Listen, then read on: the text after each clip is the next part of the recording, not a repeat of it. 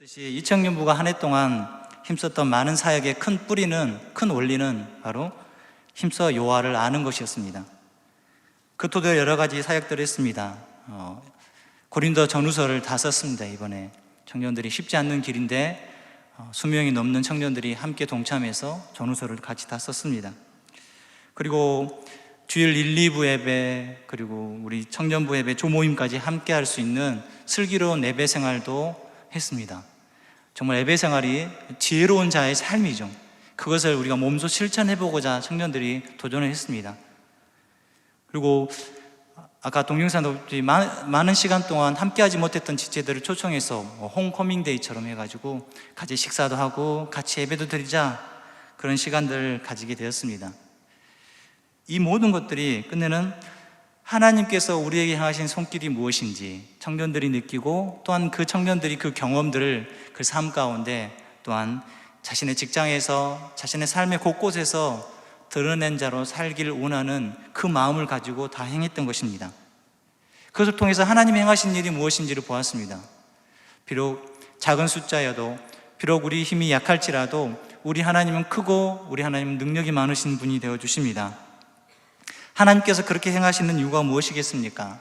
바로 영원한 생명, 그 생명이 무엇인지를 알려주고 그 영원한 생명을 우리에게 허락하심을 분명히 깨닫기 위한 것입니다. 그 영원한 생명을 우리에게 주신 것을 어떻게 알 수 있습니까? 바로 우리가 가지고 있는 이 손에 있는 성경입니다.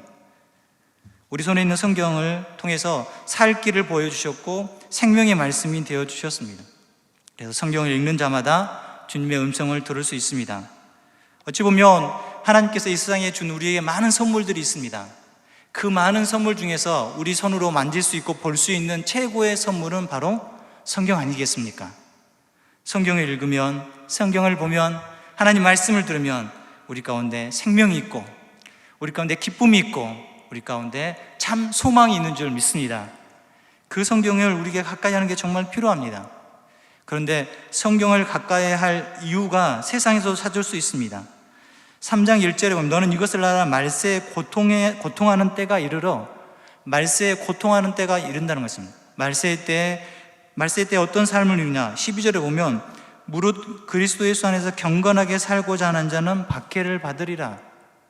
하나님 말씀을 가까이 하고 하나님께서 이 땅에 보내신 예수 그리스도를 온전히 닮아가기 위해서 제자의 삶을 사는 자에게는 분명히 박해가 있다는 것입니다. 마지막 때까지, 주님이 다시 오실 그날까지 박해의 정도는 점점 더 세질 것입니다. 그 빈도는 더 많아질 것입니다. 근데 그 모습들을 더 정확하게 표현한 것은 13절에 보면 악한 사람들과 속이는 자들은 더욱 악하여져서 속이기도 하고 속기도 하나니, 더욱더 악한 사람들이, 속이는 자들이 더 많아진다는 것입니다. 말세의 특징입니다. 속고 속이는 세상이 되어지고 그 사람들이 점점 더 많아진다는 것입니다.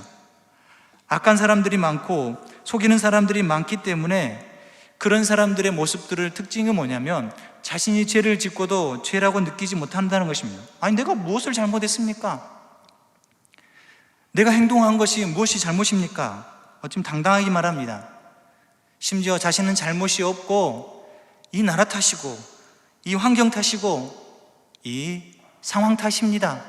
나를 이렇게 만든 것은 그 환경이었고 그 사람 때문입니다. 자신의 잘못을 다른 사람들에게 넘깁니다. 세상은 또 어떠합니까? 세상은 성공해라.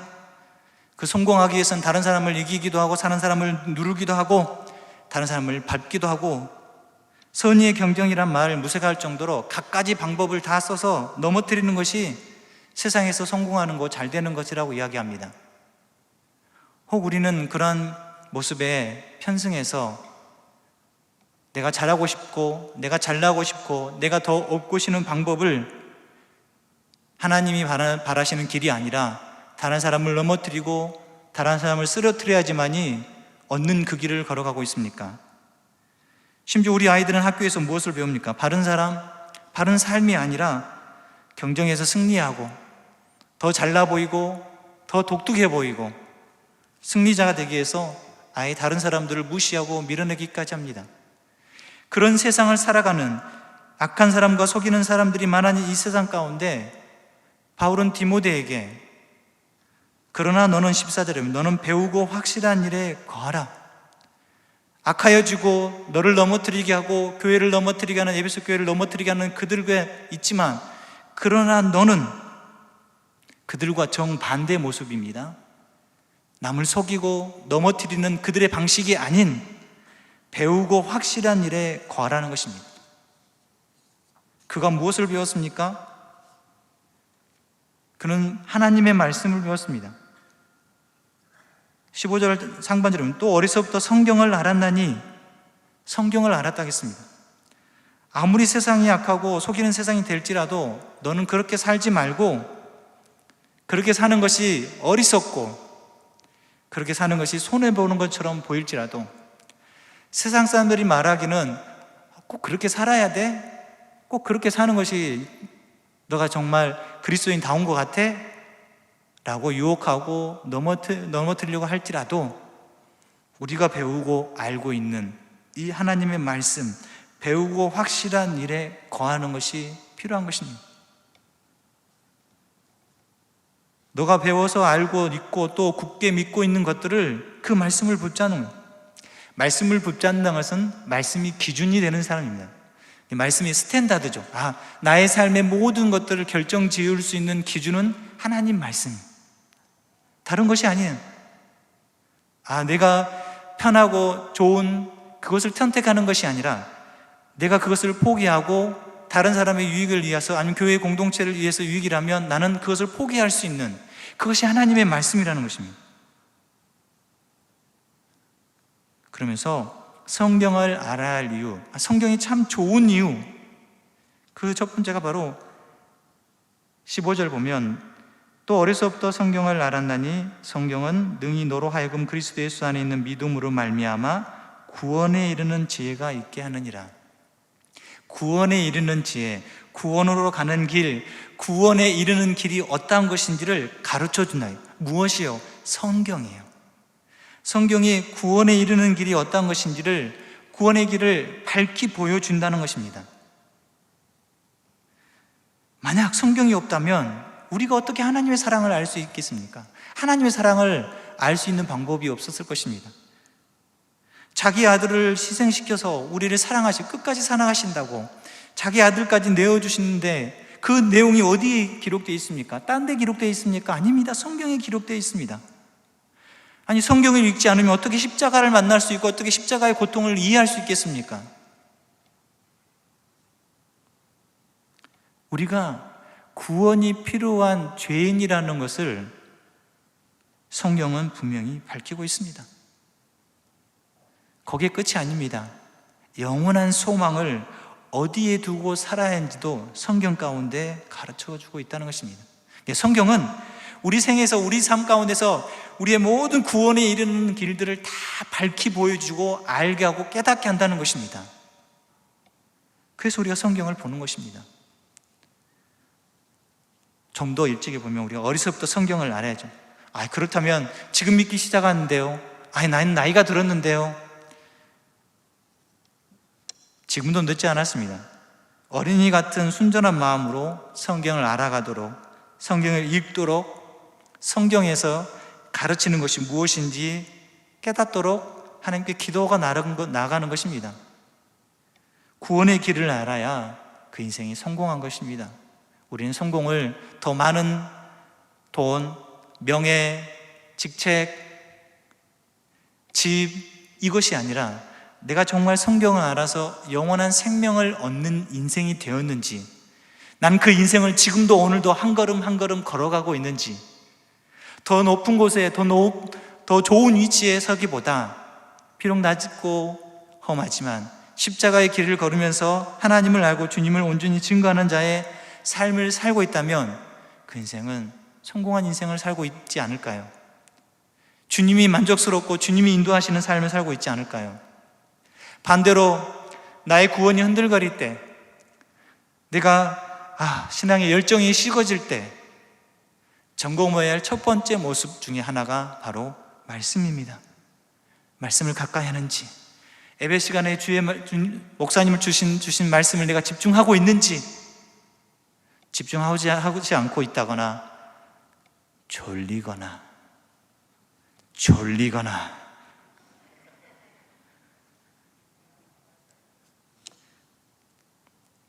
하나님 말씀을 가까이 할 때 하나님께서 우리를 깨워주십니다. 우리가 세상을 살아갈 때 바른 진리를 가지고 살아갈 때 분별할 수 있는 힘도 허락하여 주십니다. 성경 읽을 때 구원의 길이 분명하고 내가 하나님의 백성이라는 것이 분명해집니다. 우리의 자존감이 떨어질 이유가 없습니다. 내가 힘이 들고 내가 지치고 내가 세상에 치여 있을지라도 나는 누구의 자녀? 하나님의 자녀. 나는 구원받은 하나님의 백성. 흔들거릴 수가 없다는 것입니다. 구원에 이르는 지혜가 있는 것입니다. 두 번째는 모든 성경은 하나님의 감동으로 된 것. 우리 삶을 교정시켜 줍니다. 교훈과 책망과 바르게 함과 의로 교육하기에 유익하니 모든 성경은 하나님의 감동으로 되어 있습니다. 하나님의 감동으로 됐다는 것은 인간의 책이 아니라는 겁니다. 우리의 활자화돼서 이렇게 나온 책이라고 보시는 게 아니라 사람이 기록했지만 그 사람의 모든 것들을 사용해서 하나님께서, 성령 하나님께서 감동으로 기록한 것입니다. 이게 누구의 말씀입니까? 살아 역사하시는 하나님의 말씀이라는 것입니다. 그 하나님의 말씀은 살아있습니다. 살아있다는 것은 움직이는 것입니다. 하나님 말씀 읽으면 우리 삶 가운데서 내가 바른 길을 걷지 못하고 있을 때, 잘못된 길에 서고 있을 때 하나님께서는 교훈한다고 말씀합니다. 교훈한다는 것은 가르친다는 것입니다. 부모가 자녀가 잘못된 것을 보고 행한다면 분명히 채찍을 가든 회초리를 들던 따끔한 충고를 해줘야 됩니다. 그냥 내버려 두면 어떻게 됩니까? 자기 마음대로 삽니다. 하나님께서 이스라엘 백성들을 회초리 들은 이유가 뭐겠습니까? 그대로 내버려 두면 하나님을 떠나고 하나님의 아닌 것들에 우상 숭배하고 그것이 전부인 것처럼 자신들이 행한 것처럼 살아가기 때문 아닙니까? 하나님 말씀은 구원이 필요하고 또는 그 구원에 이르는 길에서 우리가 죄를 온전히 버리고 죄를 멀리하는 사람으로 살아갈 수 있도록 교훈하고 가르친다는 것입니다. 그래서 믿는 사람들, 그리스도인들의 삶 가운데 이 성경의 가르침이 있어야 됩니다. 저희 교회는 성경을 가르치는 많은 사역들이 있습니다. 얼마나 많은 사역들인지 모릅니다. 여기 계신 분 중에서 제자훈련이나 사역훈련, 또한 성경대학, 행복한 만남 하시는 분들은 기억할 겁니다. 제일 많이 하는 훈련이 무엇입니까? 말씀 훈련입니다. 암송도 하시죠, 읽기도 하시죠, 새벽 예배 나오셔야 되죠, 그리고 주일 예배 참석하면 설교문 다 적으셔야 되죠. 그게 무엇이겠습니까? 하나님 말씀이 중요하다는 것을 알기 원하는 것입니다. 하나님 말씀을 알고 그 말씀을 따라서, 그 가르침을 따라서 살아가는 것이 믿는 자의 모습이라는 것입니다. 그 믿는 자의 모습은 또 책망과 바르게 함인, 잘못된 것에서 바로 세우는 것입니다.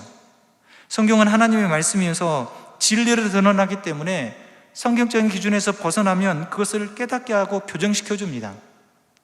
저들이 말씀을 듣을 때요, 마음에 약간 찔림이 있으신가요? 하나님께서 찔리신 겁니다.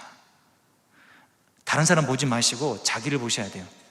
내 말 아니요 이렇게 생각하지 마시고 내 것이요, 하나님 나에게 말씀하시는구나, 나에게 깨닫게 하시는구나, 내 삶을 다시금 하나님께 향해야 되겠구나, 그렇게 하나님께 향하시는 우리가 되었으면 좋겠습니다. 하나님은 어떤 때는 사랑스럽게 친절하게 대할 수도 있지만 어떤 때는 잘못된 그 길에서 벗어나기 위해서 궁지로 모으시기도 합니다. 마찬가지로 교회 가운데서도 책망받은 일이 있거나 그런 것들이 있다면 그 목소리를 들은 즉시 순종하시길 바랍니다. 하나님이 고치시길 원하고 하나님께서 돌이키시길 원하시는 것입니다. 왜요? 성경에서 말하기 때문입니다. 그리고 의로 교육하기에 유익하다는 것은 열매 맺는 것입니다. 여러분 삶 가운데 하나님께서 열매 맺기를 원하십니다. 하나님 말씀은 내 욕심대로 내가 원하는 방식대로 살아가면 그들을 내버려 두지 않습니다.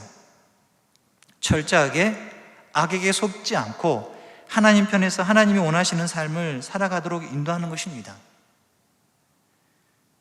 그래서 우리가 성경을 읽어야 할 이유가 거기가 있습니다. 그래서 제가 가지고 있는 이 책은 보통 책이 아닙니다. 이 세상에 하나밖에 없는 책입니다. 제 책입니다. 그런데 이 책은 생명의 책입니다. 여러분들에게도 허락하신 하나님의 말씀이 있습니다. 그 말씀을 가지고 살아갈 때 그 위대한 능력의 말씀이 여러분 삶 가운데 늘 인도함을 받을 줄 믿습니다. 세 번째로 보면 17절에 보면 이는 하나님의 사람으로 온전하게 하며 모든 선한 일을 행할 능력을 하나님의 사람으로 온전하게 한다는 것입니다. 그래서 성숙한 믿음의 사람으로 선한 일들을 행하고 걸어갈 수 있도록 성경은 인도하고 있다는 것입니다.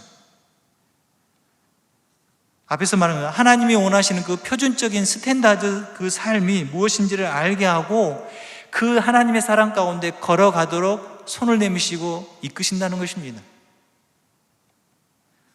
만약에 한 가정에 한 아이가 태어났다고 생각해 보십시오. 그 아이를 통해서 기쁨이 넘칠 것입니다. 근데 그 아이가 잘 자라야 되는데 자라지 못한다고 생각해 보시면 어떻습니까? 부모는 근심이 있고 염려가 됩니다. 아니, 제때 젖을 먹이고 이유식도 먹이고 그랬는데 자라지 않으면 걱정이 돼서 야, 이거 어떻게 된 거야? 라고 생각할 수 있을 것입니다. 그리고 그 아이가 자라면서 부모의 마음에 흡족하게 또한 일반적인 사람으로 잘 자라는 것이 필요합니다. 이와 마찬가지로 예수님을 믿고 구원받은 백성 되었던 우리가 그 다음에는 하나님의 마음에 드는 사람으로 자라가는 것입니다. 그냥 그 상태로 구원받은 첫 번째 그 모습 단계로 그냥 머물러 있는 것이 아니라 계속적으로 자라가며 선한 일을 행한 사람으로 자라가는 것입니다. 하나님의 사랑을 받고 하나님이 기뻐하시는 삶을 살아가는 것입니다. 그것을 성경에서 이야기하는 것입니다. 이렇게 살아가는 것이 하나님이 기뻐하시는구나. 제 자녀가 제가 원하는 말을, 제가 듣고 싶은 말을 하면 저는 기분이 좋습니다. 그렇지 않습니까? 너무 집 얘기라고 그렇게 생각하지 마시고요. 여러분들의 아이가 여러분들의 말을 듣고 잘 따라주면 어떻습니까? 마음이 좋습니다. 기쁨이 넘칩니다. 하나님도 마찬가지입니다. 하나님께서 택하신 백성이 하나님 말씀을 듣고 하나님 말씀을 읽으면서 그 말씀대로 살아가도 하는데 누가 기뻐하시겠습니까? 하나님이 기뻐하신다는 것입니다. 하나님께서는 자신이 원하시는 삶으로 하나님의 자녀들을 인도하시고 이끄시는 것입니다. 그렇게 이렇게 성경을 읽는 이유가, 우리가 성경을 분명히 봐야 될 이유가 바로 우리 생명을 보존하기 위한 것입니다. 오늘 저녁 드셨습니까? 왜 드셨습니까? 저녁 먹어야지 그 먹는 음식물 갖고 힘을 내서 또한 살아가고 또한 교회 나와서 예배하고 찬양하고 그러지 않습니까? 마찬가지로 하나님의 자녀는 영원히 살아야 됩니다. 영원히 살기 위해서는 끝내는 말씀을 읽어야 되고 영혼의 양식인 말씀을 우리가 보고 들어야 됩니다. 말씀이 없으면 그 영혼은 죽습니다. 말씀을 읽지 않으면 그 영혼은 멈춰서 있습니다. 말씀을 가까이 하지 않으면 하나님을 가까이 하는 길에 서 있지 않는 것입니다. 또한 우리가 이 세상을 살아가면서 사람이 세상에 주는 그 공급되어지는 걸로만 사는 것이 아닙니다. 사람이 떡으로만 살 것이 아니오 하나님의 입에서 나오는 모든 말씀으로 산다는 예수님의 말씀처럼 우리가 이 세상을 살아갈 때 제일 중요하고 믿는 자에게 중요한 것 중에 하나가 바로 말씀입니다. 물론 우리에게 물질이 필요합니다. 집이 필요하고 자동차가 필요합니다. 우리에게 입어야 할 옷도 필요합니다. 근데 정작 더 중요한 하나님 말씀을 더 중요하다고 여기고 그것을 따르지 않는다면 우리는 스스로 속이는 자가 될 것입니다. 세상이 주는 달콤함, 그것으로 살 수 있다. 그것을 의지하면 된다. 아닙니다. 그것은 살 수 없습니다. 그것은 내 자신을 지킬 수가 없습니다. 생명의 말씀을 먹어야 됩니다. 그 말씀을 먹는 우리에게 하나님은 두 가지 책임을 주셨습니다. 첫 번째는 쥐하로 읽고 묵상을 지켜야 됩니다. 하나님 말씀을 읽는다는 것은 예수님을 만나는 것이고 하나님의 자녀로 살아가는 것입니다. 하나님의 말씀을 읽는다는 사람은 바로 예수님의 제자로 살아가는 것이고 나 또한 그 길을 걸어갈 수 있는 것입니다. 그리고 그 생명의 말씀을 우리 가운데 허락하셨음을 알고 생명의 말씀을 양식을 받았다면 그 양식을 전해줘야 되고 알려줘야 됩니다. 대부분 사람들은 휴대전화가 없으면 이제는 살 수 없는 세상이 됐습니다. 아침 일어나면 제일 먼저 하는 행동이 바로 휴대전화, 핸드폰을 찾습니다. 밤새 무슨 일이, 여러분 찾아봤자 밤새 무슨 일이 없습니다. 꼭 밤새 무슨 일이라는 것처럼 급하게 찾지 마시고요. 관심을 갖고 우선순위를 거기다 두기 때문에 내 온 정신과 시간들이 먼저 투자되는 것입니다. 하나님께서 우리에게 생명을 주셨기 때문에 그 생명을 다른 이에게도 또 알려주고 표현하는 것이 필요한 것입니다. 성경은 그것을 가르치는 것입니다. 내가 예수님 때문에 생명을 얻다며, 내가 예수님 때문에 지금 영원한 생명을 누린다면 나 또한 그 예수님을 전하는 것입니다. 질문 하나 드립니다. 이번에 새생명 축제 태신자를 정하셨습니까?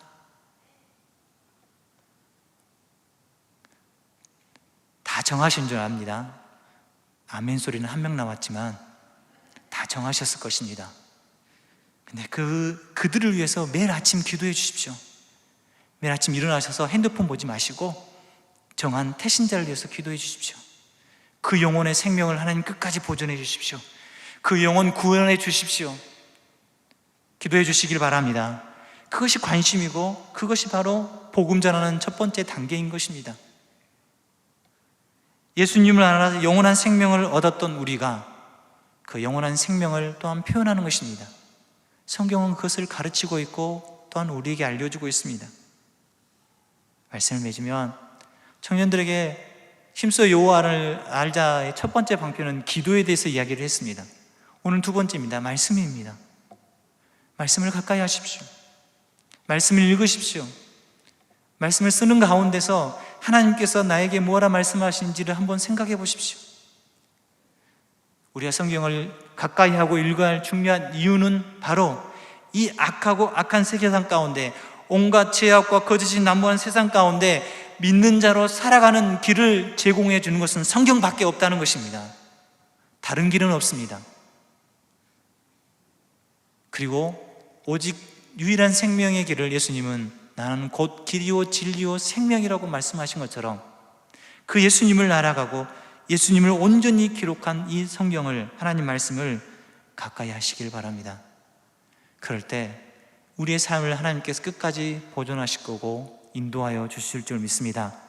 청년의 때 하나님 말씀을, 지금 이 시간에 우리 이때 하나님 말씀을 더 가까이 하시는 귀한 성도 되시길 축원합니다.